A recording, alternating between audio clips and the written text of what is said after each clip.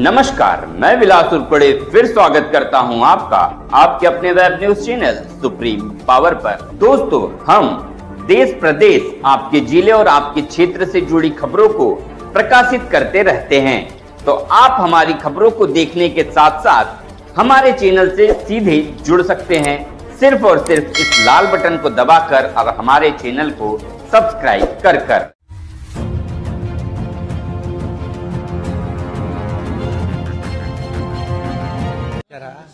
नागपूरच्या रात्री झालेल्या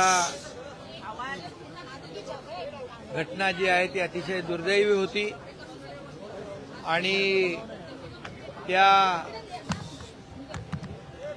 दुर्घटनेमध्ये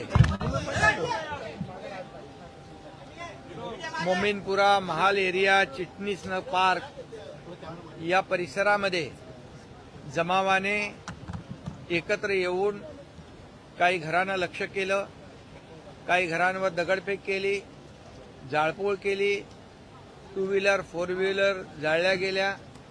त्याचबरोबर मोठ्या प्रमाणावर त्या भागामध्ये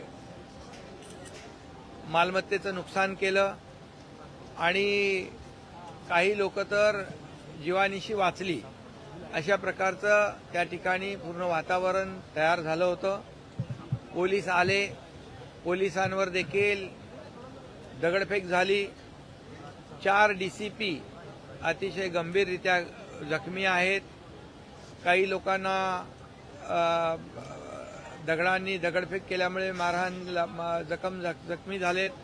काही लोकांना तर मला समजलं की कुऱ्हाडीचा वार देखील त्या ठिकाणी केला, हत्यारं होती, पेट्रोल बॉम्ब टाकले गेले आणि हे सगळं जे काही घडलेलं आहे ते असं वाटतं की पूर्वनियोजित एक साजिश होती।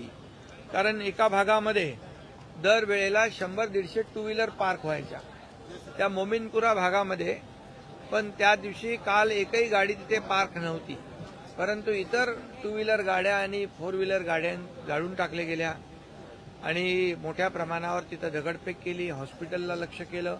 तिथे एक 5 वर्षाची मुलगी बाल बचावली, त्या हॉस्पिटलमध्ये देवदेवतांचे फोटो जाळून टाकले आणि अशा प्रकारचं दुर्दैवी घटना काही समाजकंटकांनी त्या ठिकाणी केली आहे। त्या समाजकंटकांना खरं म्हणजे पोलीस हे कायदा सुव्यवस्था राखण्याचं काम करतात। त्या ठिकाणी फायर ब्रिगेडची गाडी आग विझवायला गेली, त्या फायर ब्रिगेडची गाडी तोडून जाळून टाकली, पोलिसांच्या गाड्यांवर हल्ला केला। खऱ्या अर्थाने हा जो काही समाजकंटकांनी केलेला भ्याड हल्ला आहे त्याचा निषेध मी करतोच, परंतु या ठिकाणी कायदा सुव्यवस्था राखण्याचं काम पोलीस रात्रंदिवस करतात। त्यांच्यावर हल्ला करणं, त्यांना जखमी करणं, डीसीपी लेवलच्या अधिकाऱ्यांवर हल्ला करून त्यांना जखमी करणं ही अतिशय दुर्दैवी बाब आहे।